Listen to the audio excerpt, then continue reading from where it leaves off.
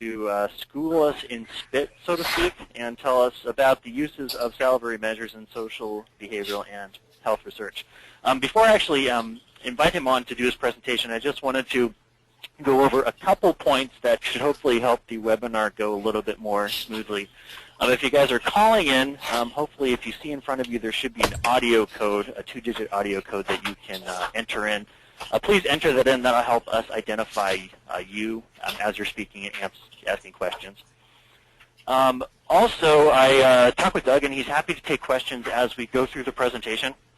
I know there's a number of people on the other end here, and if things start to get a little bit noisy or a lot of feedback, I may mute everybody, but we definitely want to hear any questions that you have. You should have in the control panel in front of you a small box, and in the small box there should be a little icon with a hand and a little green arrow pointing up. That means you can raise your hand. So if you have a question, just click on that, and that'll signal me that you have a question. And then if you happen to be muted, I'll unmute you so you can ask the question. But right now things seem to be okay on the sound, so things seem to be going pretty well. Also, if you do have a question, please introduce yourself so both of us, and especially Doug, can know who's asking the question. And without further ado, I think I'll turn it over to Doug Granger. So how about it, Doug?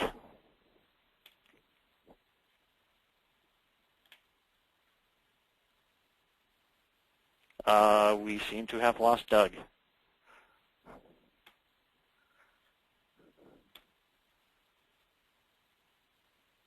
Doug, are you there? Can everybody else hear me? Yes, you can be heard. Okay. I'm not sure. Oh, okay, I think maybe Doug is calling back in now. Doug, are you there? Doug, are you there? I'm on the phone. Can you hear me now? Yep, can hear you great. Can hear you great. Okay. I'm getting some funky feedback here still, so it's going to take me a little bit to get used to that. I'm sorry about that. Let's go ahead and click through the first slide. Okay. This is a statement just to – that echo's really going to bug me, you guys, so I apologize for that. If you wouldn't mind just scanning this disclosure statement, I'm required to include that in all my presentations, and then we'll move on. Okay. Go ahead, John. So most of my research has focused on a set of assumptions that could be summarized as being connected to risk and resilience. We've been quite interested in why is it that individuals who experience the same type of experience or adversity, for some of those individuals there are a variety of negative consequences down the road, and for others that experience seems to just roll off their back like water on a dock. And so our assumptions have really been driven by, you guys still there? Yep, we're here. Okay. I'm going to try to put this phone down and see if you guys can hear me. Okay? Can you hear me now? Yeah, actually, I hear you a little bit better now. Okay, I'm going to hang up the phone and just talk at the computer speaker, all right? Sounds good. Okay. Okay, so just to sort of pull back here because of that echo was echoing inside my head and influencing my thinking, we're very interested in the possibility that individual differences in stress-responsive biological processes are moderators of the effects of environment on individual differences in a variety of kinds of outcomes. So in contrast to a lot of research that was done early that was integrating bio and behavioral processes, we don't really feel as if the biology is the main driver. We see it as a factor that's translating differential experience into individual differences in behavioral or health outcomes. And we've been working in this area for about 25 years, and so these ideas have evolved from our observations, but very bottom-up kind of an approach. Another set of ideas that has guided us in our thinking has been the notion that biology and behavior are not necessarily having directional influences on each other, that they are reciprocally influencing each other, and even more specifically and subtly that the expression of a biobehavioral relationship is highly dependent on context. So it's not even necessarily that the biology is driving the behavior or vice versa. It's that in some situations we will find associations between biology and behavior, and in other situations we won't. A great example of that is communicated in some of our findings on testosterone and aggressive behavior. We've done some studies with adolescents, a large study at Penn State, about 400 families.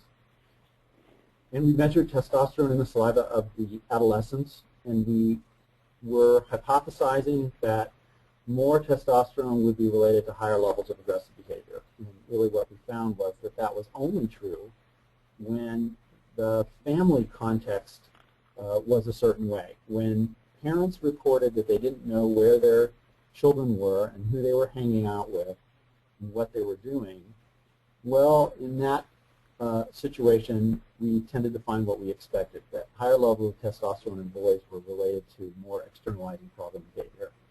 But if parents were really intimately connected with their sons and they were very closely monitoring who they were with and where they were, then there really was no association between testosterone and behavior, aggressive behavior at all. And that seems like it's kind of a subtle point, but it really, I think, creates great opportunities for those of us who are trained primarily as behavioral and social scientists, because it puts a lot of emphasis on the context, and the social context in particular, as being really important, and allows us to think about multi-level models of how biobehavioral relationships are influenced by context.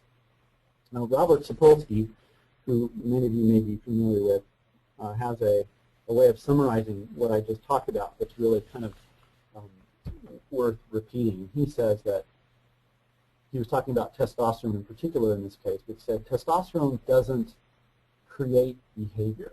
Testosterone increases the probability that behavioral tendencies that already exist will be expressed given the appropriate circumstances. And so that's a very long way of sort of quickly summarizing what I was talking about already. This field has kind of evolved to the point where there's really some very interesting relationships to study, and the social scientists who have become experts on looking at landscapes, social ecologies, they really can contribute a lot right now to where the cutting edge science is. So tracking down onto the right side of this slide, I'm going to wrap this up really quickly and then get us started on some other issues. But the notion here is that if we study these relationships, these biobehavioral relationships in meaningful social contexts, the context in which they occur naturally in everyday situations, then we may have a better chance of finding that those relationships, those biobehavioral relationships, are predicting something that's important and interesting to us.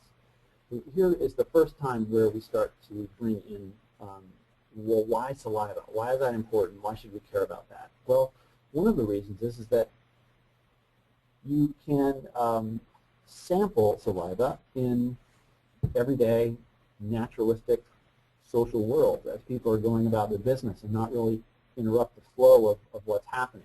So one of the main advantages for us of saliva has been that it allows us to study these interesting multi-level relationships non-invasively in homes and in schools and in workplaces and in refugee camps. And I think you get the picture there. This perturbing the organism slide is something that I think is probably worth just kind of going through very quickly here. If you haven't spent a lot of time doing reading on the biology of stress, I would point you to Herbert Weiner's book. The title of his book is the title of this slide. He does an outstanding summary of the history of stress research in the first half of that book, and it's really concise and right to the point. The details on this slide are outlined in Gilbert Gottlieb's book by a different title, and I just want to talk quickly about the relationships that are displayed on this slide to give us a little bit more context of why we're interested in doing what we do. So we're going to forget the left to right. We're going to go up and down the left-hand side. And sometimes I think there's a lot of misperceptions about stress and behavioral reactions to stress and physiological reactions to stress. And if you just bear with me for a moment, this slide really helps explain some of the observations that we've made and also points us to some specific spots where saliva can be useful. So in a nutshell, Gilbert is talking about how on a daily basis we are challenged with changing environmental demands. Most of the time, about 70% of the time, Gilbert says that we're adjusting and adapting to those changing demands by changing the way that we act or changing the way that we're thinking. And he calls that first level of responsiveness to those shifting environmental demands, the behavioral surface. So if we've had a lot of experience with a particular kind of environmental demand, then pretty much the game is over at that point. We've dealt with that by changing how we think or changing the way that we act. If I have a fight with my wife this morning, it's because she has a sister who's giving her a difficult time and has nothing to do with me. Then we're done. In a situation where I haven't had a lot of experience with fighting with my wife, we'll go back up, thank you, right there. Then I may not have resources and skills available to me to deal with that issue. And in that situation, the theory predicts that I'm more likely to show both a behavioral response to stress and a physiological response to stress. So one important point here to make is that there are differences in the behavioral and physiological responses to challenge. Sometimes they will be coordinated, sometimes they will not be coordinated. When we've had a lot of experience or we have a lot of coping skills and resources built up, it may be that we don't even see a physiological response. Tracking down to the physiological response level, the third level down in this slide, when there is a physiological response that's fast-acting, like what we would measure using salivary cortisol or the autonomic nervous system response, we're measuring alpha amylase. That response is designed to help us adjust, to help us mobilize resources, to help us remember what happened, and to feed back and influence the behavioral surface to enable us to adjust to those environmental demands at that time. Now, that's kind of an important thing to emphasize because those of us who study stress and those of us who are reading about stress in the literature often think about the stress response as being a bad thing. And Gilbert is very careful to outline that in most circumstances what's happening here is an adaptive process, a very flexible and fluid process that is composed of both changing behavior and changing physiology, and the goal there is to adjust and adapt to the environment. Now, in the long run, if you are faced with chronic and chaotic environments, unpredictable environments, if you are in combat and you're back at the base playing PlayStation 3 and you never really know when you have to load up on the helicopter and go back into a firefight, well, in the long run, there are some complications about this. There are some wear and tear issues of chronically activating these fast-acting physiological processes.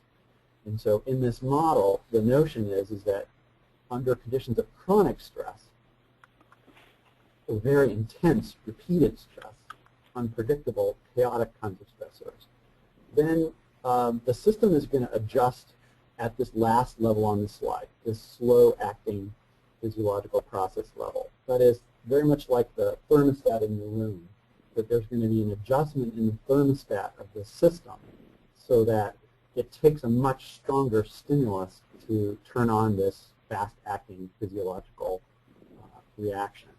And so you'll read in the literature, you'll hear people talk about how people who are finding themselves under chronic stress oftentimes have different stress responses than those who aren't in those situations, like in the case of post-traumatic stress disorder. And I'll show you some findings related to that later. So just as a summary point on this slide, we're interested in why is it that sometimes stressors have different effects on individuals than others? Why is it that sometimes the behavioral surface and the fact-acting physiology are coordinated and sometimes they're not, right? And what do those relationships tell us about how exposure to those environmental demands predict risk or resilience? So in the saliva world, we can play at the level of the fast-acting physiological processes. We can measure HPA axis products and autonomic nervous system activity. Now we can also measure genetic activity. And the idea about that thermostat on the wall really on this slide is reflected in whether gene expression is turned on or off. So in saliva, we're able to extract high-quality DNA. We're able to measure a variety of different kinds of polymorphisms that are related to the stress response and behavior. And there's some debate now about whether we are also able to measure some of the epigenetic types of markers in DNA from saliva as well. So we're kind of playing there. So let's go to the next slide. And here's a very quick overview of what a normal adaptive pattern of stress responsiveness would look like. The very first time you're exposed, you show a high amplitude reaction and you recover very quickly. But over time, as you're exposed to that same situation, there should be a habituation of that response. And so if you think about, is a salivary cortisol reaction a good thing or a bad thing? If you just have a one-time measurement, there's one event where you have measured that salivary analyte, it's very difficult to tell whether a response is a good thing or a bad thing. So in our work, we've started to focus on patterns and profiles of reactivity over time in response to the same kinds of stressors and response to different kinds of stressors to get at that notion, is a stress response that we would measure in a salivary analyte a good thing or a bad thing? Let's go to the next slide. So here are some advantages of oral fluids as a research specimen. In my world, my background is from child development and social ecology. I have a bias that is influenced by that background. Most of the literature that uses salivary analytes these days has come from a child development focus. That's one world. There's another world that has studied salivary biomarkers in relation to diagnostics and oral health. And these days we're trying to merge those two worlds because the oral biologists know a lot of information about saliva that we really haven't fully taken advantage of in our social behaviorally oriented science. And so some of these advantages here come from the oral biology field, and you'll see more about that in a little while. They're either very self-evident. The one thing that I would point out here is that we think about saliva collection as minimally invasive, not non-invasive, because for very young children, children under 3 months of age, and for the very oldest old, very difficult for them to give saliva samples. So it's not always true that it's non-invasive. I can tell you that the accuracy of the assays these days is fantastic. Where the variability and the questions about reliability are coming from, if you read about that in the field, really has more to do with how the sample is collected and handled before it gets to the laboratory rather than what happens in the laboratory itself. And these last two items on this chart or table are the ones I think that are really important for groups like us. We can measure or collect saliva in everyday social worlds. That gives us a chance to look at how these relationships operate in meaningful social contexts. And the last one is kind of unique. We're able to collect saliva samples from large groups of people simultaneously, and that would be very difficult to do if you had to collect a blood sample or if you had to wire a whole group up to electrodes for psychophys, and I'll show you more about that later. So let's push on. Just some quick facts about oral fluid. We know that in the literature we talk about saliva and we poke fun at how sticky it is and how gooey it is and There's lots of articles in the newspaper about those kinds of things these days. But from the scientific level here, we've really made some mistakes in the past about what we call that fluid. Really, the literature hasn't appreciated the fact that there's lots of different glands in your mouth that produce oral fluids, and each of those different fluid types contains, to some extent, different constituents, and also contributes a varying degree of volume to the overall amount of fluid that's in your mouth. So these are the main fluid types that are coming from the main salivary glands here, and you can see those on the chart. One here that's not very well known is crevicular fluid, and that is a fluid that is excreted or is collected between the gum line and your tooth.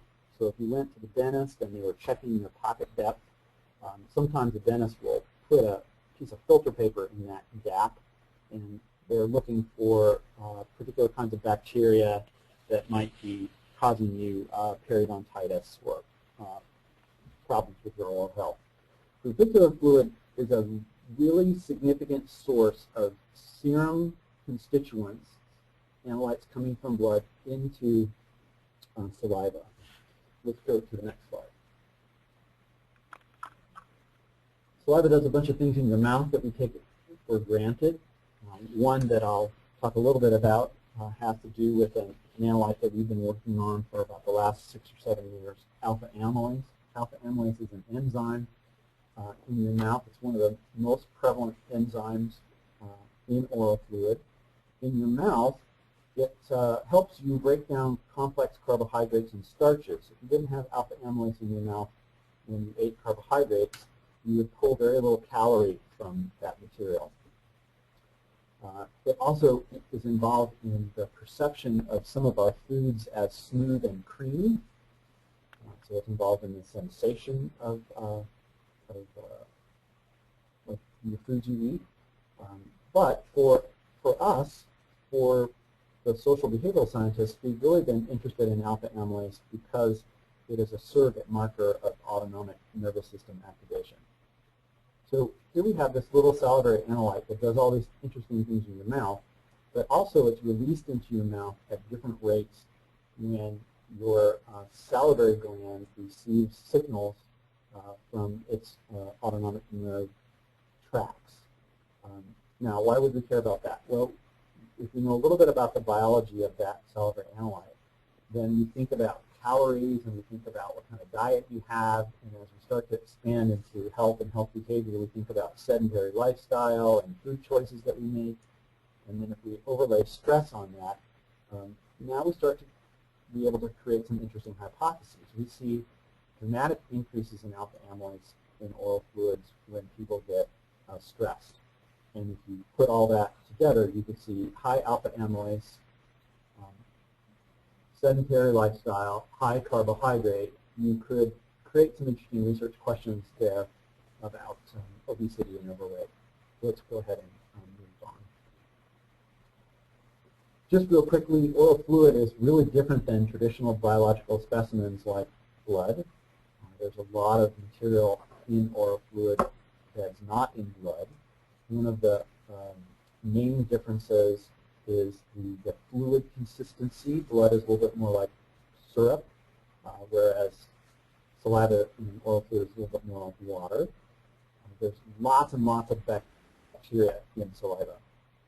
More than 250 different species are there.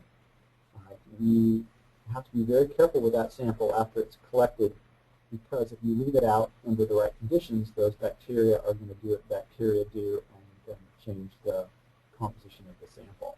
You also have to be careful about things that have been eaten or things that might be left in the mouth after people have drunken certain kinds of liquids or eaten certain kinds of foodstuffs. But most exciting on this slide to mention is this study where the National Institute for Dentists did a multi-site project, and they characterized the salivary proteome, and they have revealed that there are more than 1,000 different analytes in saliva. And that's important and interesting to us because really most of the literature is focused on just a handful of analytes so far, and so we feel that we've really just touched the tip of the iceberg in terms of what the potential is. So the next slide is a very simple, I'm sorry, go back one, John. So the slide that I'm looking at now has on the left side your blood, and on the right side it has your saliva, and it is a demonstration of how an analyte moves from your blood into your saliva. Something like cortisol, which is the most commonly assayed salivary biomarker, is really a good example because the serum saliva correlation for cortisol is about 0.94, 0.95, very, very strong. And the reason why that is so strong is due to the way in which cortisol moves from blood into saliva. You look at the arrows, the turquoise arrows that are going through that line between blood and saliva here. There's a line of secretory cells in the salivary glands represented there. Cortisol is able to go right through the cell membranes and come right out through the other side. And that route by which it gets into saliva is really responsible for that very high serum saliva correlation. Analytes that come into saliva through other routes, like in between the junctions between those salivary cells, they're not going to show as high of a correlation for reasons that are probably not important for us to talk about now. So the route by which an analyte moves into saliva is really important to us in terms of what we can say and interpret about it, whether it's something that reflects what's going on in the blood or whether it's something that reflects what's being generated right there in the mouth at the time. We'll go to the next slide. Next. Next one, let's get that one. Okay, we'll stay here for a second. When we think about measuring analytes in saliva, there are some factors that are in the background that we need to be just aware of. This slide is just an illustration of the diurnal rhythm in some salivary analytes. So if you took all of the dark lines here and just sort of in your head merged them together into one line, you'll see the diurnal rhythm for I believe that is alpha amylase. So it starts high on waking and then declines, and then across the day there's a slow increase. By contrast, if you take all the dashed lines and merge them together in one line, you'll see that it's a very different pattern. There's a rise in the morning, and then there's a steep decline across the early day, and there's a flat decline in the afternoon. It's really, really important. These kinds of issues are talked about extensively in the literature. Depending on where you sampled during the day, if you were running a study, you might get a very different score just based on the time of day. So controlling for time of day is always something that we have to be careful about in our studies. Next slide, please. Pushing forward a little bit here, thinking about, well, how do you collect a saliva sample? What do I need to watch out for? We are wanting to restrict anything that goes into a subject's mouth before a saliva sample has been collected. And in the literature, you will find references to people having their subjects chew gum or maybe put a citric acid drop in their mouth. All of that is, we want to avoid that. We know that when we put those materials in people's mouth, it changes the composition of the sample, and that change often has the potential to affect how our assays work. So we want to watch out for food and drink. We don't want to really stimulate saliva by putting anything in anybody's mouth. We want to watch out for dairy products because oftentimes bovine hormones are identical to human hormones, and they might be detected by our antibodies. But really, all this stuff is dealt with just by rinsing out somebody's mouth, perhaps 10 minutes before you would ask them to go make a saliva sample to get rid of some of these residual issues. Next slide, please. Here's a list of analytes that we're measuring now on a regular basis in saliva or that we're working on developing. We have funding from the National Children's Study that is focused around feasibility, how do you collect a sample, how would you implement that in a large study like that, and what kinds of things would you be able to test for that would add value to the overall agenda of that project. You can see at the top of the slide that there's a whole group of hormones. In the middle of the slide, there are some examples of some environmental chemicals. Exposures like cotinine, which is a metabolite of nicotine, is a very commonly tested salivary analyte. We're able to differentiate secondhand exposure from primary exposure, for instance. Tracking through the middle of this slide, you'll see things like C-reactive protein there. That's a very new test we've just developed, and we're seeing modest correlations with saliva, CRP, but interestingly, we're able to predict pretty well your American Heart Association classification as higher or low risk for cardiovascular disease based on a saliva CRP value, which is quite fun. We have lots of work going on right now related to inflammatory markers in saliva. Cytokines are the category we spent most of our time working on. We have a paper that's going in next week that really shows that cytokines in saliva represent what's happening in your mouth. They don't really reflect what's going on in your circulation. They represent the immune war with all the bacteria, virus, and fungi in your mouth. So that's sometimes a place where people get trapped is they want to measure cytokines. They can't get a blood sample. They think they can do it in saliva, and then you want to interpret that salivary cytokine as representing systemic inflammation, and that's really not what we're finding so far. Down on the bottom of this list, we don't have to go through all of these, but I did want to highlight at the very, very bottom, there are some folks here at Hopkins who are looking at a panel of markers in saliva that we think are related to traumatic brain injury, and we think that they'll be useful not only in obvious studies related to sports, but also in the context of women coming into domestic violence shelters or child abuse. And we're excited about those. So you can see there's quite a large choice already that would give people a lot of options about what they might study. And this list is only going to expand as the center here is charging up to try to figure out, what about all those other analytes in addition to these? What else is in there that will add value to our models? Let's go to the next slide. Getting really practical, we have a bunch of different ways that we've pioneered over the years to collect saliva samples.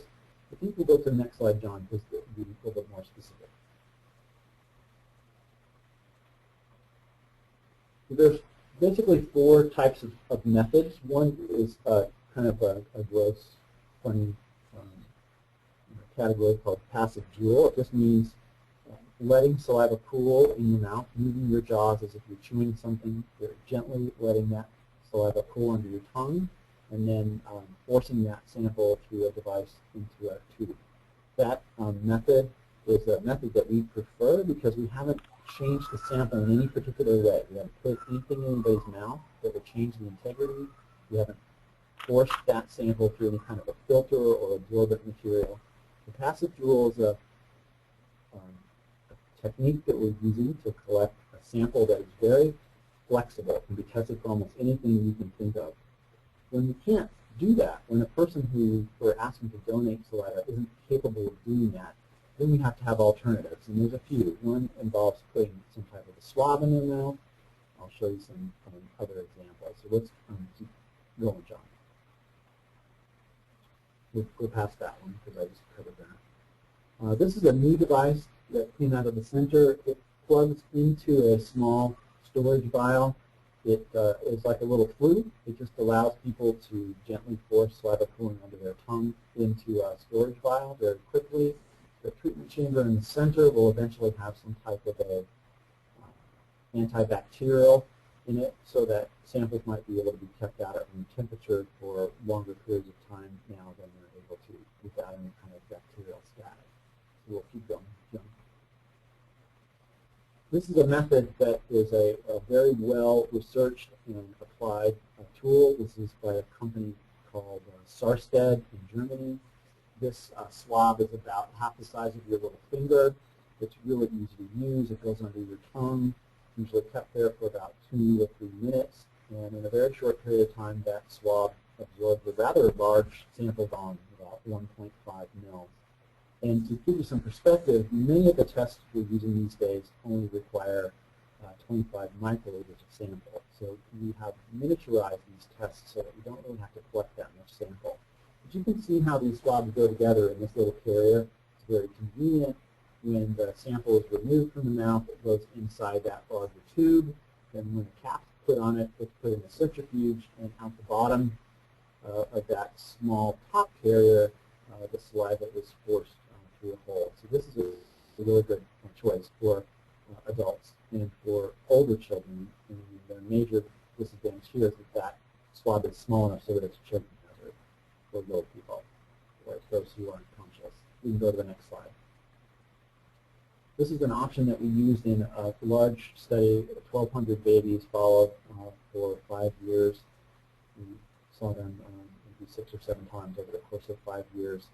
And this is a tool that's originally designed for eye surgery to lick away tears, but we found it very convenient. This is also about the size of your little finger, and it's nice because it's got a rigid end on it. You can hold onto it, and you can put that inside a very young child's mouth and collect enough sample to do a handful of analytes. We're also able to use that when babies are sleeping. You can sneak that in the side of their mouth and collect the sample even without waking them up. So this is something that we've published a little bit about. Next slide. This upper left-hand slide shows a foam rod that we have created to solve some problems with the choking hazard related to the smaller swab length. Here you can just hold on to one end of that foam rod and stick the other end in somebody's mouth. You can see here we've been doing this with sea lions and with giraffes, and on the bottom left with lions at the Pittsburgh Zoo. They're trainable, and these kinds of materials can be then cut into short sections and then stuck inside the carrier. This upper left-hand side slide here is kind of an interesting one, just on a side note. That's a male sea lion looking through that glass in the aquarium at his girlfriends who are being crated up and sent to the Washington, D.C. Zoo. On the day when that happened, the male's cortisol levels increased by 350%. It's kind of an interesting little project we were working on. Next slide, please. Next slide. And we'll keep going. This is one I think we'll stop on for a minute. Here is an example of a set of data that was published not that long ago, but it's a good illustration of both the acute and the chronic types of impact of stress on some of the analytes that we've studied the most, cortisol and alpha amyloids. Remember, cortisol represents the activity of the HPA axis, and alpha amyloids here thinking represents the activity of the autonomic nervous system. So across the bottom of this slide is a timeline where we collected samples before and after this group of adolescents participated in the Trier social stress test, which involves standing up in front of some Confederates and giving a speech about yourself and doing some serial subtraction. The dark lines are alpha amylase, showing a quick response and then a fast recovery. And the dashed lines are cortisol, showing a much more gradual rise and then a much more gradual recovery.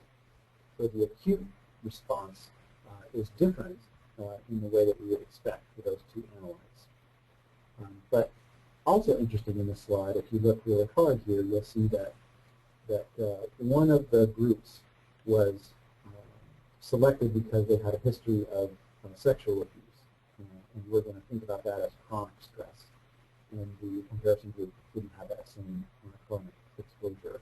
And you can see, if you look hard enough, sorry for the poor graphics, that the chronic stress group showed blunted reactivity to a stressor for both amyloids and for cortisol.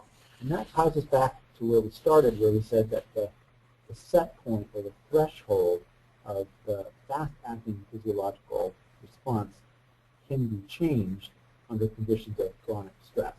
In our link there was the thermostat in the room. Let's go to the next slide, please. Here's a different project just to give you an idea of the different kinds of things we've done. This is a well baby exam where kids came in to get an inoculation. This is alpha amylase. This is one of the first studies we did looking at developmental differences in amylase reactivity. You can see here that the blue group was the youngest group, and they really had the lowest levels and very little evidence of a rise in response to the inoculation, whereas by 6 months and 12 months there was a little bit of a rise, and by 24 months most of what was going on here we interpreted was related to the anticipation of getting the shot rather than the actual shot itself. Next slide, please. This is another example of a kind of stressor for adolescents. This is a collaboration with colleagues at Brown. Laura Stroud is the primary architect of this task. It involves a social exclusion.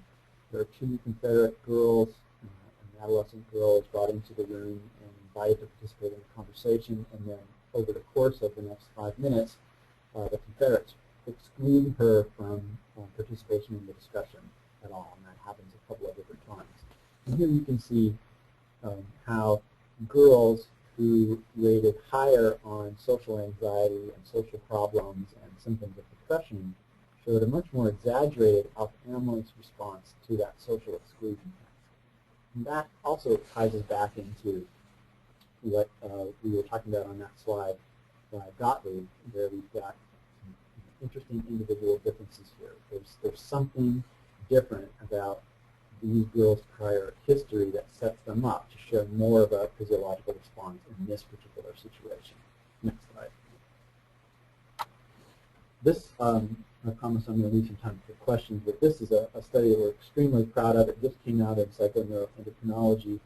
Here we're looking at nurses at Fort Lewis, Washington, who are going through a very stressful task. This task involves going into a large room filled with smoke, and there's 2 Humvees that are turned over inside that room. There's 2 simulation mannequins in that room. One with a sucking chest wound, like they've been shot, and the other one that has an amputated limb. They're dressed in fatigues, and the goal is for the participant to very quickly enter this room, triage and treat, and then relay their coordinates on a map to a helicopter base to coordinate rescue. And you can see here how cortisol and alpha amylase are rising, like some of these other charts that I've shown you. And by now you're probably thinking, hey, wait a minute, you showed me a couple of these, so what's the big deal? In this study, what was particularly important was that the degree of their response in amylase and cortisol, their reactivity to the task, was related to how many mistakes they made in triage and treatment. And you might think that that would be true when we're in chaotic, complex environments and we're feeling the arousal associated with autonomic nervous system function. Sometimes we're more likely to make mistakes. But what was even more interesting here was that the time it took them to recover, to physiologically recover from this task, was related to how many mistakes they made. And so we think that that's particularly interesting because we believe it meant that the nurses, when they made mistakes, were reliving and rethinking and ruminating about the mistake after they were through the task, and that rumination was keeping them from physiologically recovering. We know that nurses that come back from Afghanistan and Iraq suffer post-traumatic stress disorder at almost the same rate as troops that are actually doing combat. So we think there's some interesting things here to look at. Next slide, please. Okay, very, very quickly, this is a different kind of a design that involves collecting saliva at set times, waking 30 minutes, noon, and evening from an individual, establishing the diurnal slope for that particular person, and then at another time during the day, paging them, either through their iPhone or through some other mechanism, asking them to tell us who they're with, how they're feeling at the moment, and then provide a saliva sample at that moment. And then looking at the distance of that particular measurement when they were paged from where we would expect that person to be at that particular time of day based on their slope. Next slide. cortisol, when we do that, we find, not surprisingly, that if you have higher cortisol level than what would be expected for you at that time of day, you're likely to be telling us that you're experiencing negative emotion. For amylase, much to our surprise, it came out to be not that way. If you had higher alpha amylase levels than what we would expect for you at that time, then you are likely to be experiencing either a very intense negative or very intense positive emotion. The valence didn't really matter. The intensity mattered more. And that's consistent with literature going way back to Frankenhauser et al. In the 70s. Next slide, please. This is a different way of using these measures that I think might be quite interesting to you. Here we're noticing within this group of families, there's about 400 families in the study where we collected saliva. During one interview, we had all the family members sit down and give us each a saliva sample at the same time.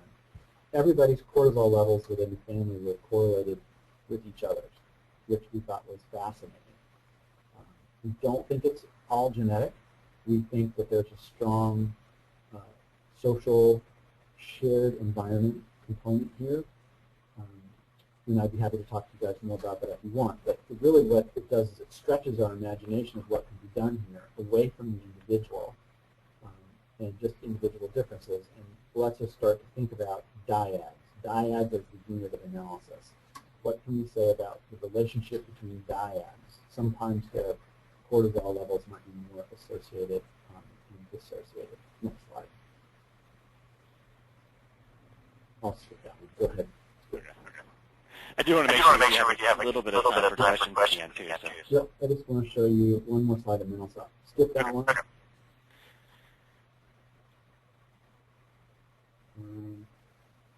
This, I think, is worth just a minute. This is the way in which more contemporary social network analyses are diagrammed. Each individual here is represented by a dot up in the upper left corner. The blue dots are boys, the pink dots are girls. The larger the dot, the more connections you have with other people in the group. Right? This is not my work, it's somebody else's work. We'll skip ahead for 2 slides, and I'll show you what we're doing with more cutting edge. Keep going right there. Okay, so here is the very first time that we've ever seen anybody try to use this social network type of an approach in combination with salivary analytes. So on the left side is cortisol, on the right side is testosterone, and let's just take testosterone as the example, and then I'll let you guys ask questions. The lighter the color of the square, each square is an individual in this social network. This is a network of nursing students here at Hopkins.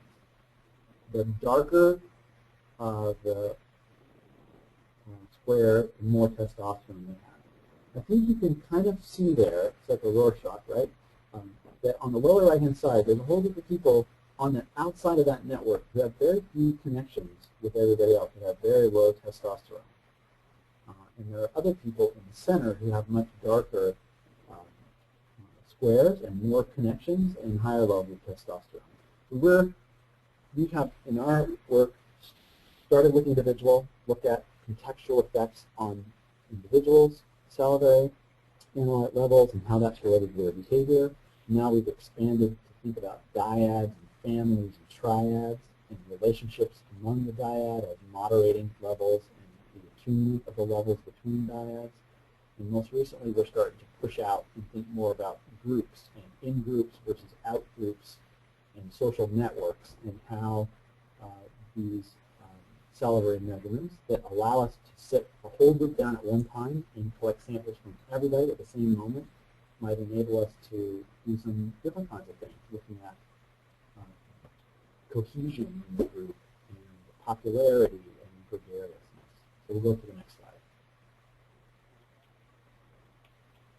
All right, so that's just about everything I have to say, and I'm running long, so I apologize for that, but I'm happy to answer any questions you might have. Yeah, thank you very much. Doug. It was really fascinating stuff, and I think really highlights the seeming ease of the data that you can get collected through salivary measures. So I'm sure folks have some questions. So shoot. Okay. We have a question from Sarah Pressman. She says, can we talk a little bit more about timing? Is there a general guideline for how long it takes various indicators to travel in saliva? For cord, it seems to be 15 to 20 minutes typically. Is this the case for most measures, or does it vary? Or are there any published guidelines that address this? Yes. We have a paper that just came out in the Journal of Adolescence that's a nice summary, and we have another one in the Biological Research and Nursing Journal that's also a similar kind of a summary. I'd be happy to send those papers to anybody who would like. They're more detailed than what we talked about today. That might help you out. And then I didn't think I mentioned that we have a workshop at Hopkins that we run that 2 days, spends a whole day in lecture talking about all the details of what we kind of just briefly covered, as well as lets people come in the lab for the very first time and get some experience with what really goes on in there. So there's lots of resources we have available to help you guys find answers to your questions. In this particular case, for cortisol and alpha amylase, we know the most about timing. For the rest of the markers, we know very little about timing in reaction to an acute event. Most of what we know about cortisol, unfortunately, comes from one task that's been used extensively. So the meta-analyses that have been done on cortisol reactivity are heavily influenced by just a few tasks that have been run. So the dogma is 20 minutes post-peak intensity of a challenge. You would expect most people, if they're going to show a cortisol elevation, to show a rise about that time. And then we sample every 20 minutes after that, up to 60 minutes if we have the luxury of having subjects that long. For amylase, the reaction is much faster, so usually we think about 5 minutes post-event. And on the slide set, we skip past that, but here you'll see that there's a timeline, a hypothetical timeline in there that should answer your question. Cool, thanks. What other questions do you guys have?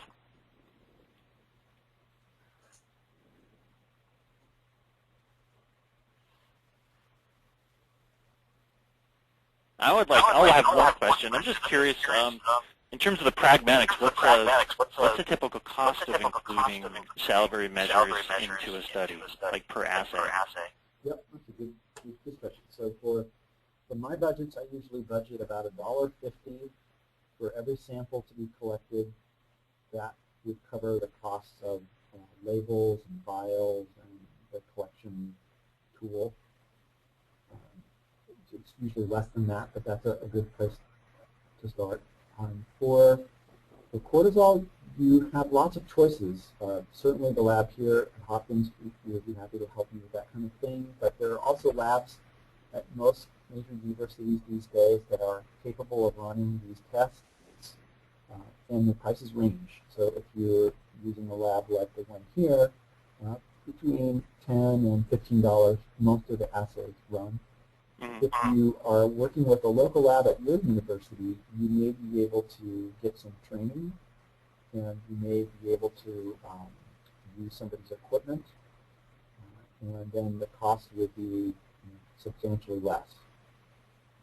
My advice always has been, if this is the first time you've tried this and you've got some new ideas, you probably want to go with a lab that's been doing this all the time, and then if you're going to do this on a regular basis yourself, then come to Spit Camp, learn how to do it, and then go back to your institution and recruit some people who might have access to lab equipment to help you out.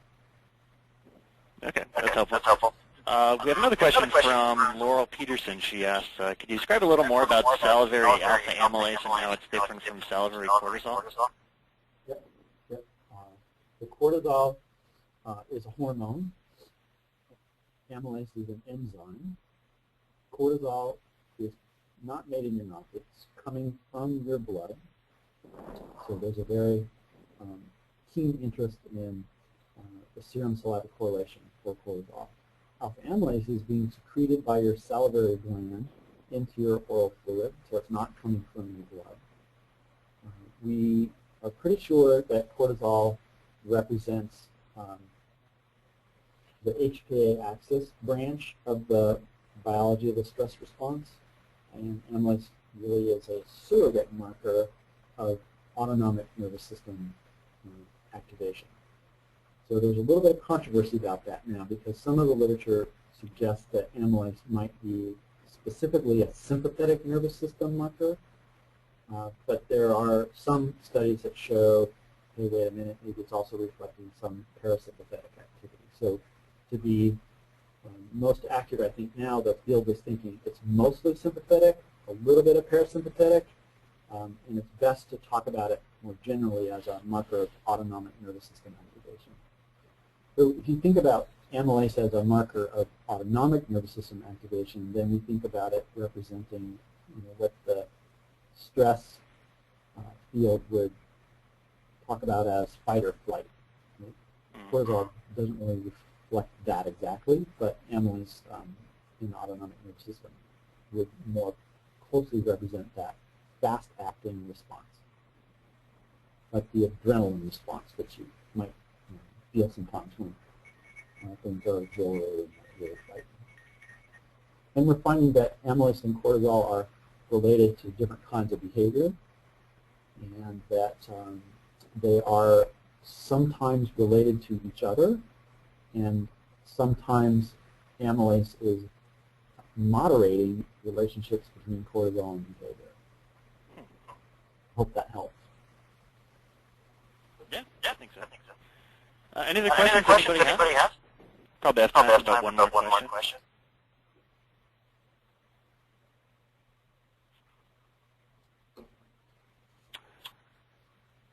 All right. Anything you want to add, Doug? I know, Doug, you passed on some brochures for your, I'm not sure if it was for the SPIT camp or for the lab, but if anybody has any other interest in more information about salivary analysis, happy to pass on some of the information to Doug, as well as, Doug, if you could pass on the article that you mentioned about the timing. I think there's some folks that would be interested in getting that. Yep, I'll do that, and just know that we're super open to talking with anybody about these kinds of things. No question is dumb. Call us, email us, come see us. We're happy to help you in any way that you might need if you are interested in this area. So thank you, guys. Oh, thank you, Doug. Thank you, Doug.